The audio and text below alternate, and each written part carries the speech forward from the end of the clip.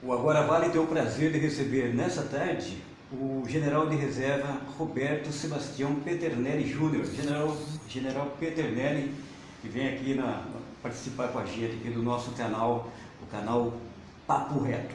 O Papo Reto, vale lembrar, é justamente o canal para a gente receber as pessoas aqui no Agora Vale, e são pessoas que têm uma participação muito ativa na sociedade, tanto na área política como na área econômica ou social, né? E são pessoas que têm muito para contribuir com a sociedade. E é importante ter a palavra dessas personalidades com a gente aqui, para que vocês conheçam o trabalho que eles desenvolvem. General Peternelli, boa tarde, obrigado pela presença. Uma boa tarde ao Marcelo e a você, ao Simar, e a todos que do Agora Vale nos ouvem nesse momento. É uma satisfação e uma oportunidade muito grande estar aqui no programa expondo as nossas ideias. General, a gente aí está em compasso em contagem regressiva para o momento político, né? Um momento importante para a nação. E nós temos um personagem que, nesse momento, ele está fora do contexto político, ele está detido, ele está preso, mas é um personagem que conseguiu mobilizar a esquerda brasileira durante um bom tempo. O senhor acha que, mesmo ele, opinião minha, acredito que ele não participe, mas o senhor acha que ele ainda tem força de mobilizar, de conseguir transferir seus votos para algum de seus aliados? Esse é um contexto difícil de analisar, né? O que nós temos que verificar no momento é o que é real, o que é a legislação brasileira. E nós temos que estar pensando no que é adequado e no que é certo. Temos que buscar os bons exemplos. E nessa condicionante de participar da política nessa situação, não é válido nem para uma pessoa, nem para outro que esteja em condições semelhantes, né? Não pode o Eduardo Cunha ou outro candidato se predispor a participar de um pleito eleitoral, já que a nossa legislação não contempla essa possibilidade. Então, eu acredito que nós temos que ter a visão do que é adequado e quem pode efetivamente participar desse pleito eleitoral. General, o jovem hoje, o jovem brasileiro, ele não tem um ídolo, ele não tem uma referência, ele está buscando essa referência, então, e isso também se encaixa aí no campo político, né? Principalmente o jovem eleitorado, né? O eleitorado jovem. Tanto que Bolsonaro hoje parece ter um mantra em torno de Bolsonaro, que é o bolsomito, né? Bolsomito, os jovens comentam muito sobre isso, né? Esse mantra é justamente uma luta contra a corrupção. O jovem também não aceita o que tem ocorrido nesse país. Até onde se pode se tornar uma frente ampla a favor de Bolsonaro? Na realidade, o que todos os candidatos devem representar hoje é exatamente o aspecto da honestidade, da ética, da moral, da família, da correção na atitude, de pensar no bem comum da população brasileira, executar o que é adequado para o país, independente se essa proposta tenha vindo de um lado ou de outro, do partido A, do partido B. Nós temos que somar para buscar um objetivo comum. E o Bolsonaro, ele tem representado exatamente essas ideias, né? Já são inúmeras as condicionantes em que ele esteve envolvido, com depósito de dinheiro, devolveu o dinheiro que ele não julgou adequado, abriu mão de vários aspectos que no ponto de vista dele não era adequado, e isso tornou ele uma pessoa bastante transparente, e a população, o jovem, identificou nele o político que o jovem quer ter para o país. Hoje a gente vive um descrédito na classe política, e esse descrédito, general, chegou também nas instituições, né? Hoje a gente vê o judiciário aí que não fala a mesma língua, né? O que o senhor acha de um pedido cada vez mais, um pedido crescente pela intervenção militar? Na realidade, nós temos que estar no momento tentando fortalecer todas as instituições, né? Nós temos que estar aí fortalecendo o executivo, o legislativo, o judiciário, a própria instituição que é a família, né? Que é a célula de todo o início, tem que estar fortalecida nesse processo. E eu diria que nós temos, apesar do judiciário nem sempre satisfazer ou atender o que a legislação, o que a população brasileira espera de uma Suprema Corte, tanto que muitas vezes os ministros discutem entre si. Se nós estamos num país que queremos dar o exemplo, o que exemplo é uma discussão desse tipo? Então, não tem sido uma referência. No entanto, nós verificamos em vários níveis aspectos positivos, nós verificamos muitas pessoas importantes que estão presas, são mais de 50 da Lava Jato que cumprem prisão. Eu vejo com otimismo essa parte. E no campo político, o que acabou ocorrendo nesse período é que as pessoas, pelo que a política representava, que era essa desonestidade, esse modo de atuação, de sempre em troca de cargo, em troca de comprar o voto, executar uma atividade, as pessoas de bem foram afastando da política. E isso não é o adequado. A política é quem gerencia nossas vidas. Vem desde o nível municipal, né? Os vereadores é quem estuda o zoneamento, como vão estar o plano urbanístico da cidade, o prefeito que vai estar executando a gestão, as escolas, a saúde, e nós vamos subindo em cada nível no estado e, logicamente, no país, na federação. Então nós temos, a política é fundamental. Todos dizem, qualquer presidente que assumir vai ter que executar uma série de medidas para melhorar o país. É lógico que se eu quero uma educação boa, se eu quero uma saúde boa, se eu quero uma segurança adequada, essa estrutura começa por ter uma economia boa. Essa economia boa, ela tem três bases que eu digo. Uma é a responsabilidade fiscal, ou seja, gastar dentro do orçamento. Nós estamos vendo que o orçamento do ano que vem, nós já começamos com um déficit de 160 bilhões. Né? Nesse tripé da economia, falei da responsabilidade fiscal, mas nós temos que manter a inflação em torno de 4% e o câmbio tem que estar flutuante conforme o mercado. Nós temos que tomar uma série de medidas necessárias para equacionar o problema econômico. Então, se uma família não está gastando mais do que recebe, ela tem que tomar providências para entrar dentro do orçamento. É como se essa família tivesse vários imóveis, que são, no nível federal, seriam aí as empresas federais. Algumas dão lucro, outras dão prejuízo. Alguns apartamentos da família que estão alugados dão lucro. Outros, você tem que pagar o condomínio, dá prejuízo. Mas o Estado e essa família, não importa muito o motivo, entrou em dívida. Essa família está no cheque especial. Esses juros do cheque especial consomem quase tudo que essa família arrecada. Então tem que tomar uma providência. Se nós levássemos isso para o âmbito federal, hoje, no que se refere à previdência, no que se refere aos juros da dívida e no que se refere ao pagamento do próprio funcionalismo em atividade, isso consome quase 90% do orçamento brasileiro. Então você vai sobrar muito pouco para aplicar em saúde, para aplicar em educação, para aplicar em segurança, em ciência, tecnologia, inovação. Então há que se mudar esse pleito. Essa família, se nós voltássemos para o âmbito familiar, tem que tomar uma providência. Mas muitas vezes um apartamento que está alugado e dá lucro, fala, dá uma pena vender. Realmente tem empresas brasileiras que, se pudessem, não eram para ser privatizadas.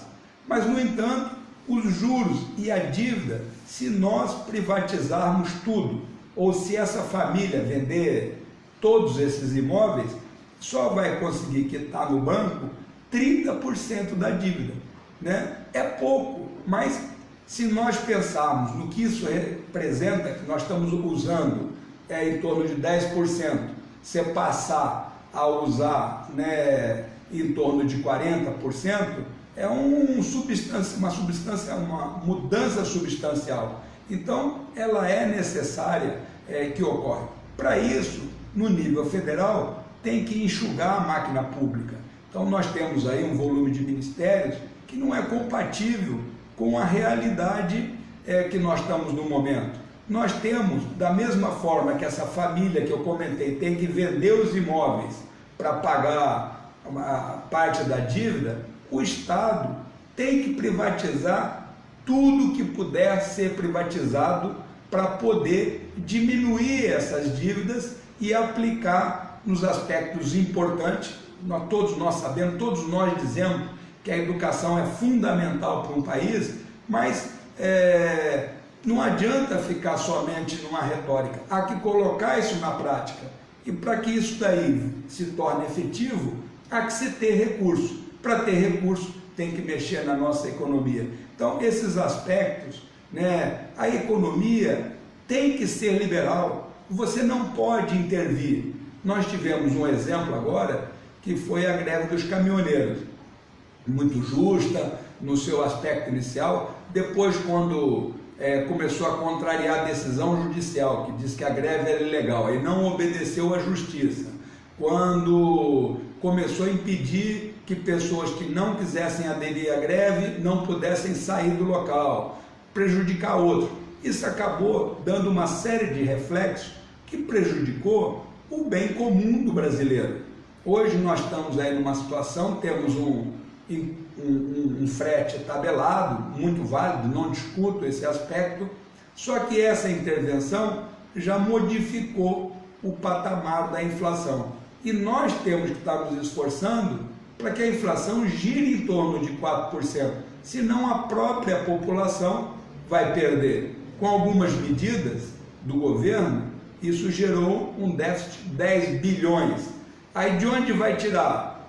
Se ele tem somente 10% e ele emprega esses valores na saúde, na educação, na segurança, ele não tem de onde tirar. Essa família não tem de onde tirar e vai começar a tirar dessa área. Então, tem que desfazer, se nós voltássemos a pensar na família, tem que desfazer de algum dos imóveis todos que forem possíveis, tem que economizar, em vários aspectos. Eu costumo dizer que a própria Previdência tem que mudar e algumas vezes algumas pessoas comparam, mas vai ter que trabalhar um pouco mais. Eu acredito que tem que trabalhar, é como se uma pessoa nessa família, na minha idade, tivesse parado de trabalhar e diz, olha, nós estamos apertados, agora vamos ter que contribuir um pouquinho para depois retornar. Mas isso tudo de forma gradual, de forma dentro da competência de cada um, mas o objetivo é permitir que essa família tenha os recursos necessários ao desenvolvimento, ao estudo de toda a estrutura. E o país da mesma forma. Então, julgo que é muito importante esses aspectos. Só para ter uma ideia, Alcimar, hoje o país gasta por ano de juros o que o mundo gastou para recuperar a Europa depois da Segunda Guerra Mundial. Aquilo se chamava Plano Marshall. Teve a Segunda Guerra, a Europa ficou toda acabada e aí foi montado um plano, recebeu o nome de Plano Marshall, que se colocou dinheiro na Europa para ela ter uma recuperação adequada. O mesmo valor que se aplicou para recuperar toda a Europa, o Brasil hoje gasta de juros da dívida. Então tem que alterar. Ele foi emitindo letras do tesouro, eu vou pagar mais para frente, e esses juros foram acumulando e agora há uma dificuldade muito grande. Eu digo que é um esforço de todos os brasileiros, dos políticos como um todo, a começar cortando a mordomia do próprio político. Esse é fundamental, Você não pode ter uma discrepância, determinadas pessoas com muita estrutura e está apertado. Se a família está apertada, todos da família têm que fazer o sacrifício e o político tem que dar o exemplo. Quando eu disse que o Supremo Tribunal Federal não dá o exemplo quando ficam brigando entre os ministros, né? O político tem que dar o exemplo. Então, a sua prestação de conta, aonde ele emprega o dinheiro do gabinete, de que forma ele usa os bens da União, isso é fundamental. Não pode ser como está hoje e há necessidade de mudança. General, o senhor se pautou nessa resposta aí bastante sobre o tema economia. Como é que um governo pode tirar quase 14 milhões de desempregados aí da fila? Você repara, nós temos hoje no país uma coisa que se chama uma interação, né? Se você não tem uma economia estável, não gera emprego, não gera desenvolvimento, não tem investimento. Se não tem investimento, logicamente o número de empregos vão diminuir. Se você não coloca uma educação de qualidade, não tem a qualificação para poder responder a determinados empregos. Por isso que elas se interagem entre si. Você tem no agronegócio brasileiro uma referência, um exemplo, né, estratégico para o país, mas uma máquina daquela que vai semear a plantação e depois vai colher, ela não tem mais direção igual um trator antigo, é um computador. A rodinha tem que passar no mesmo local que semeou, vai passar no mesmo local para não ter perda na produção. E para isso você vai ter uma máquina que georreferenciada, que você tem que executar o planejamento para executar. Então, se você não tem uma qualificação técnica, você tem maior dificuldade. Se você não tem uma qualificação técnica, né, de um eletricista, de um mestre de obra que entenda efetivamente do seu trabalho, se você não tem uma pessoa que possa desenvolver esse trabalho em melhor qualidade, então vai gerar esse volume de desemprego. Eu digo que uma das coisas a educação é mais importante, mas não tem coisa mais triste do que um pai de família desempregado. Eu fico algumas vezes tentando imaginar o que é chegar em casa sem levar um recurso para comprar a comida.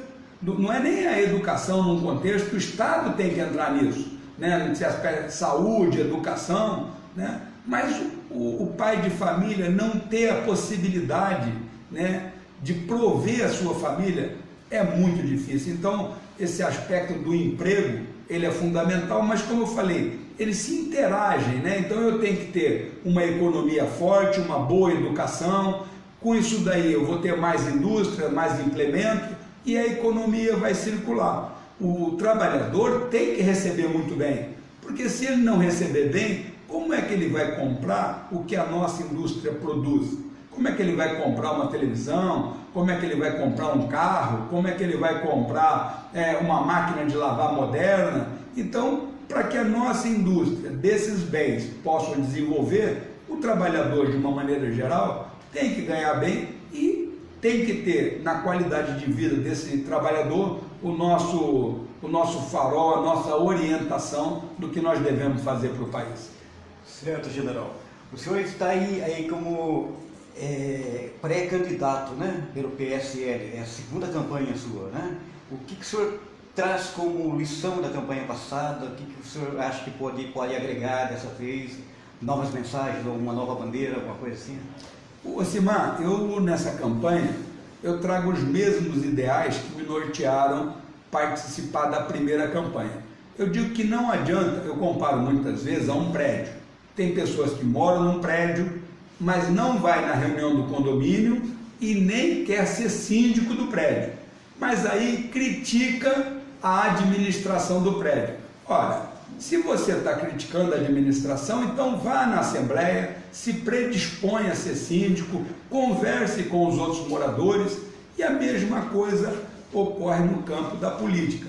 Não adianta nós estarmos reclamando do político A, do político B, do político C, né? Estarmos reclamando do Supremo Tribunal Federal, se nós não transformarmos essa indignação em ação. E essa ação, no caso, no campo político, que você vê que como é o presidente que escolhe os ministros do Supremo, a política até nisso tem influência. Então eu já estou bastante satisfeito comigo mesmo por já ter me predisposto a colaborar, tendo o foco no bem comum. Da eleição passada, eu trago umas referências positivas, de que vale a pena manter a ética, de que vale a pena manter a correção. Se você vai sair vitorioso na campanha, isso eu digo que depende do eleitor, de você ter a oportunidade de se fazer mostrar a ele, oportunidade essa que está ocorrendo nesse momento, sou muito grato a isso, reconheço, né? Mas você não pode, de forma nenhuma, ferir princípios éticos de prometer alguma coisa, de querer ficar vinculado a cargo, ou gastar numa campanha um dinheiro que você não vai recuperar, sendo honesto, não vai recuperar depois. Então, essas referências da ética, da honestidade, né, eu tenho da campanha passada, mantenho nessa campanha. Hoje, os aspectos, né, no que se refere à corrupção, no que se refere à conduta do político, ficou muito mais exposto à nossa sociedade, e a sociedade está muito mais atenta a essa questão. Então, dessa forma, eu acredito que nós vamos ter uma condição de êxito melhor do que a anterior. E como cidadão, é o que eu sempre digo, todos os segmentos da sociedade devem participar de um pleito. Há necessidade de ter advogados que vão estar verificando os aspectos da lei, há necessidade de ter médicos para que possam assessorar nos aspectos de saúde, de ter educadores, de ter profissionais, jornalistas, como é o seu caso, porque estão sempre entrevistando e têm uma noção do todo, do que afeta a vida das pessoas. Então, dessa forma, eu estou bastante feliz, bastante empolgado de estar participando e bastante confiante nesse momento que nós estamos vivendo na política brasileira. Então, general, deixo agora esse último tópico aí para que o senhor deixe a sua mensagem final, né? Primeiramente, antes de tudo, agradecendo a resposta ao nosso convite, né? O senhor já se prontificou e é o segundo entrevistado nosso, e mais uma vez um papo em alto nível, como a primeira entrevista, um papo de alto nível. Aliás, uma lição de economia que me interessou bastante, viu? Parabéns. Eu digo muito que nas atividades nossas, muitas vezes pequenas coisas provocam resultados muito positivos. Nós verificamos que há pouco tempo nós tivemos uma alteração na legislação, na lei da terceirização, na legislação trabalhista, e repara, um pequeno aspecto diminui em 40% as ações trabalhistas. Então nós temos que estar buscando, não é tirar o direito de ninguém, né? Nós temos que estar buscando as melhores condições para a população brasileira. E o trabalhador é o foco básico desse aspecto. Eu falo de gestão aqui mesmo nas cidades do Vale como um todo. Antes você tinha um pouco mais de dificuldade. Agora, por exemplo, uma coisa simples que foi quando nasce a pessoa hoje, a certidão de nascimento já vem com o CPF, né? E a pessoa sempre fala, facilitou, agora já tem o CPF. Eu te diria que não é só isso, assim, uma coisa simples desse tipo permite que uma cidade, que o prefeito, que o Estado e que a União tenham uma visão diferente. Todo mundo sabe que você, quando uma pessoa morre, para poder enterrar essa pessoa, tem que ter uma certidão de óbito. Quando o cartório emite uma certidão de óbito, o cartório vai num sistema que se chama obituário nacional e coloca o CPF da pessoa que faleceu. Dessa forma, todo o sistema, quer seja o INSS, quer seja o pagamento do Estado, quer seja o pagamento meu, dos militares, quer seja o pagamento de qualquer, ele é cortado, né? Então foi uma maneira de fazer a gestão. Mas repara, se eu já tenho controle do CPF de quem faleceu e agora eu tenho o controle do CPF de quem nasceu, só por uma subtração você consegue dizer, nós estamos hoje aqui em Pindamonhangaba, quantas crianças nasceram em Pinda no dia de ontem? Tantas crianças. Quantas crianças com menos de 1 ano morreram em Pinda?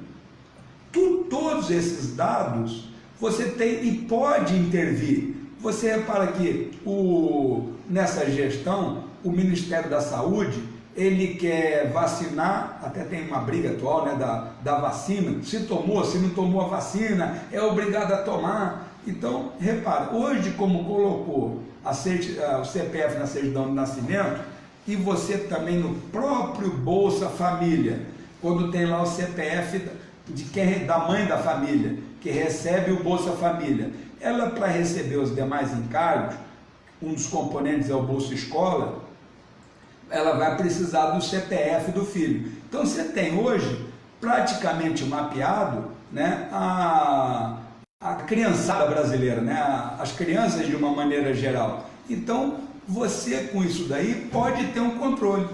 E coisas muito simples, eu defendo muito a carteira de vacina online. Aí o cara fala assim, mas como é que é isso? Eu digo, é uma coisinha muito simples. Você entra, coloca o CPF e quando ela tomar uma vacina num posto médico, o posto médico vai lá e insere, né, que ela tomou aquela vacina.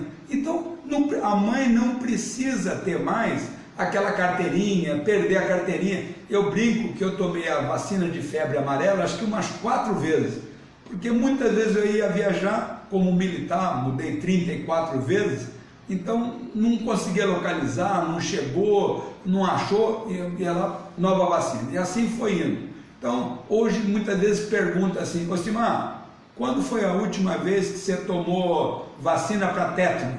Você lembra? Faz tempo. Faz tempo, passou de 10 anos, então repara, isso é uma coisa tão simples hoje em dia, né? Basta que o postinho coloque o CPF da criança. Quando a mãe precisar de alguma coisa, ou num próprio posto, ou no celular dela, né? Igual você obtém, se você está quite com a justiça eleitoral ou não, vem ali, você põe o teu CPF, lá vai dizendo nada consta. Então, quando a mãe colocar o CPF da criança, vai vir a carteira de vacinação da criança. Então não tem perder, não tem... E lá vai estar alertando. Como hoje, igual você usa o celular, desperta de manhã, mas outro dia vi um amigo, né, ele falou, não, eu desperto em todos os remédios que eu tenho que tomar, porque eu não perco mais. Da mesma forma, um controle de vacina, vai tocar, a mãe vai ler, vai dizendo assim, ó, vacina tal. Quer dizer, até alertar a mãe, tendo um celular de referência, vai poder alertar. Então é isso que nós precisamos no país, gestão. A educação é importante. Quando chegar, você sabe que na educação nós temos duas coisas básicas, né? Você tem o plano básico da educação, que o atual hoje em vigor, ele começou em 2014 e vai até 2024. E nós temos o índice nacional, o IDEB, que é o índice que mede, faz uma prova de 2 em 2 anos, esse ano vai ter a prova, a última que nós temos é em 2015, que faz uma avaliação da educação nesses aspectos. E lá está dizendo, olha, nesse plano de metas, um dos itens, são 20 itens, um dos itens é crianças de 3 e 4 anos tem que estar 100% na escola. Se você tem o controle do CPF, o prefeito da cidade pode verificar nas escolas que CPF não está estudando. O que está faltando para aquela criança ir? E colocar a assistente social para executar aquela atividade. Então, a parte de gestão, eu te diria que é fundamental. É isso que falta no país. E a participação de todos. A participação da sociedade é muito importante. Orientar a própria prefeitura de algumas... Tem um vazamento, se ninguém não alertar a prefeitura, ela não vai saber. Então, essa participação é importante. A participação da população na segurança é fundamental. a população sabe onde muitas vezes ocorre o problema. Ela não tem que dizer aquele problema é da polícia, não. Aquele problema é de todos nós. A polícia que tem que ser estimulada, respeitada por nós, né? Essa polícia corajosa que, né, arrisca a vida para a nossa segurança, depende da participação da população. Então, a política que nós estamos citando agora depende da participação da população. A população já tem que começar desde agora a saber quem são os pré-candidatos a deputado federal, quem são os pré-candidatos a deputado estadual, quem são os pré-candidatos ao Senado, conversar, debater, entrar na internet, no meu caso, se inscrever lá, General Peternelli, vai ter um monte de informações do mesmo jeito que tem informação dos demais políticos. Então, essa participação da população é o estímulo e o recado que eu quero deixar. Tudo depende de nós e não dos outros. Quer dizer que na internet, então, se o internauta que é do Vale do Paraíba procurar o General Peternelli, vai descobrir lá que o senhor, além de ter sido o comandante da aviação do Exército, o senhor também foi agraciado como cidadão taubatiano, né? Também como cidadão jordanense. Muito orgulho. Né? Quer dizer, um conhecedor do Fiquei Vale do muito Paraíba. satisfeito, né? E lá também tem currículos, atividades que dizem respeito à minha pessoa.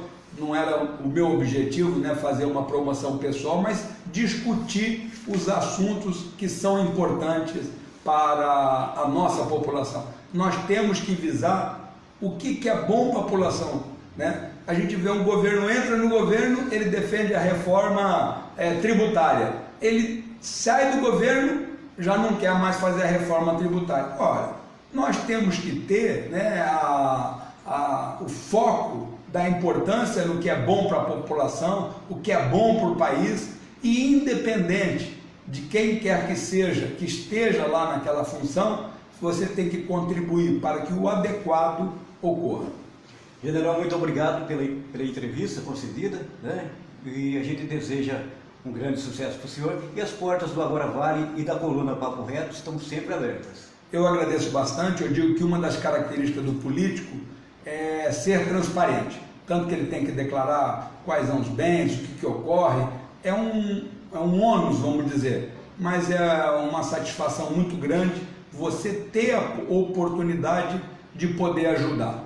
E eu agradeço bastante ao Papo Reto, a você, Osimar, a você, Marcelo, e o nosso Agora Vale por essa oportunidade. Parabéns pelo programa, parabéns por estar levando a todos, né, os candidatos e debatendo as ideias importantes para o país e para a sua população.